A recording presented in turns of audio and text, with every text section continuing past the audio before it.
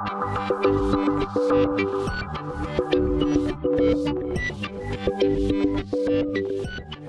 I'm Andy Thomason. I work here at Goldsmiths. I'll tell you a little bit more about what we do here. We're trying to home in on LLVM as a subject here at Goldsmiths. So this is our sort of inaugural dash into the world of LLVM. We just had some students and a little feedback, and so we have some students working on LLVM this year, and we'd like to expand that in the future. So I'd like to tell you a little bit about what we do here at Goldsmiths. So Goldsmiths, if you've heard of Goldsmiths at all, it's probably the art connection with Goldsmiths. So we have people like Damien Hirst and Steve McQueen, who directed 12 Years a Slave, for example, or graduates from Goldsmiths, as well as hundreds of other well-known artists, including our own William Latham, who does this crazy computer graphics stuff. Has been doing this since the 80s, so I'm afraid you probably can't see it very well. Can we get the lights of it? Yeah. Can we get rid of the lights in front? Yeah, so there might be is there a lights? So He's saying, please never switch the lights off. yes, good plan. that's a good rule in general. Things go badly wrong when the lights go off. Sorry about the contrast in the background, but this is William's work. It really challenges fragment shaders in GPUs. This all runs in real time on quite a beefy graphics card. And if you get a chance to see one of William's exhibitions, which they tour around quite a lot, there's been quite a few all over the world, then go and see this stuff in action, which is quite impressive. So other stuff we do here, this is our MSc Computer Games and Entertainment course, which is primarily a games technology course. We teach everyone C++. This is the power of C++ in action. Here we have people winning the BAFTAs, which is like the British version of the Oscar, and they're winning a BAFTA for a game called Ollie Ollie, which was startlingly successful and did very well for Sony at the end of the day. So these guys are a tiny little studio just around the corner from here, and they've managed to do all this all in C++. And now, of course, they're using LLVM on the PS4 to do this. I'm sorry about the feedback. I don't know how to turn the audio down. So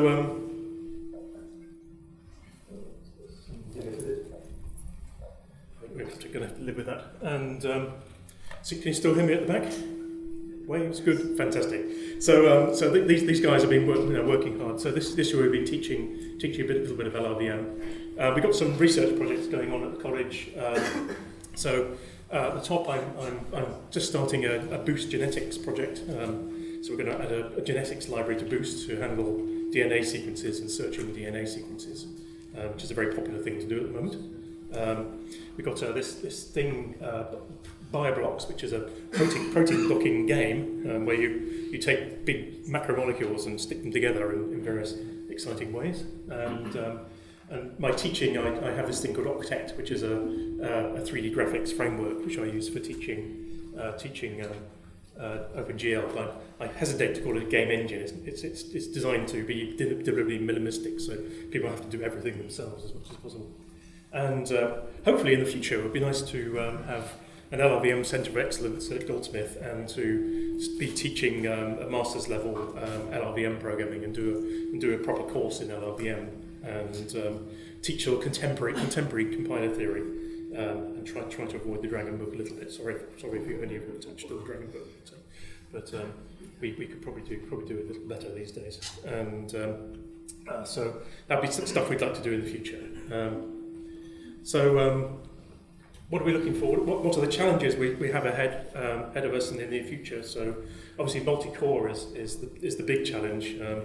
CPUs aren't getting faster, but we're getting lots more of them. So we've got guys like there's a bunch of guys doing a 48-core ARM V8 machine, for instance, for running in servers. How do we use 48 cores with a single program, for example? Particularly if you're running games. Games are a very challenging area where we could easily use 48 cores in games, and but running a scientific processing task on that's very easy. But to do the fine-grained parallelism we need for games, for instance, is an ongoing challenge. And some of the talks we're going to see in this conference are going to be addressing that particular issue. There's also the heterogeneous computing issue. So we're merging CPU with GPU. So CPU is becoming more like GPU. So we've got the masked vector instructions, for example, which we're going to have a talk on tomorrow. And that's CPUs becoming more like GPUs. Conversely, we have GPUs becoming more like CPUs with things like the next graphics core next instruction set, for example, now really able to run pretty much any code. You can write pretty much any generic C++ and run it on a GPU with the current generation of GPUs. Another thing we need to look at, and we are addressing, we have a talk on this as well, which is web deployment of low-level code, C++ code. We have things like the Google native client, which I've done a few projects with. That's very nice, but sort of going forward into the future, we need to look at different ways of doing that. Also, projects are getting bigger. So has everyone played Grand Theft Auto 5, for example? Any hands? And if you play Grand Theft, any big game like Grand Theft Auto, they may have 1,000 programmers working on a single game. And how do you work on such big projects? How do you reduce the development time? How do you build such a project? There's probably a terabyte of source code in the game. How do you build such a thing? And finally, does anyone know what May's law is? Any hands? Anyone know what May's law is? So May's law is the converse of Moore's law. So this is named after David May. Anyone from XMOS here will probably know it. And with May's law, with Moore's law, we have our computers get twice as fast every year and a half. Hooray!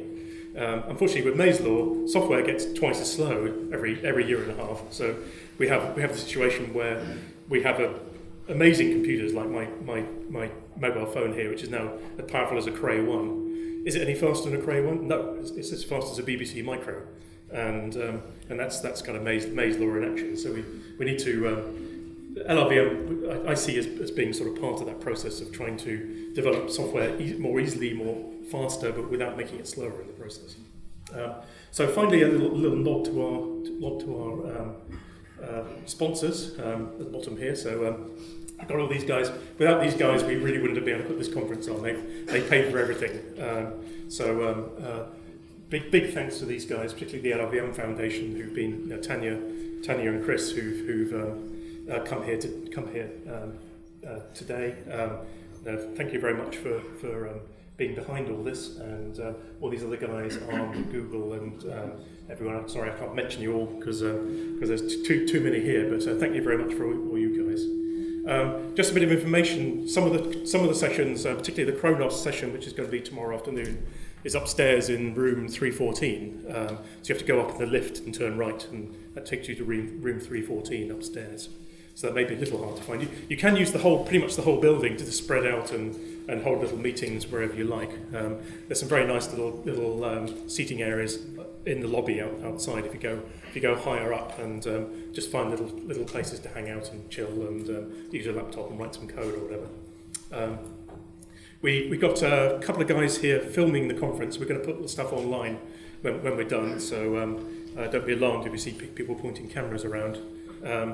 If we're doing keynote sessions, we're going to do it in this room, which is the bigger of the two rooms. We wouldn't fit you all in the smaller room. So confusingly, this is LGO2 and that's LGO1. So if we start running out of room here, then when we do the split sessions, we'll still have the split sessions in the ones on the schedule. So LGO1 sessions will be in LGO1 and LGO2 sessions will be here in LGO2.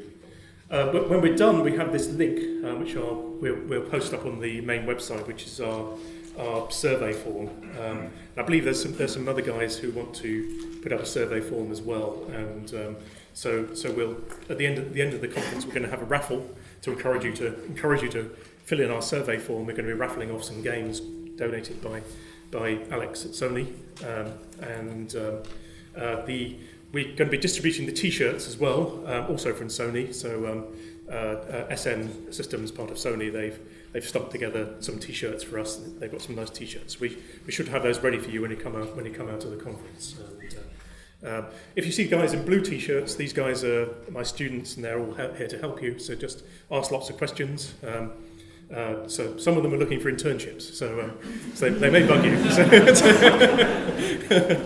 So they've been a really good year this year, and hope they're going to be winning some BAFTAs as well in the near future as well.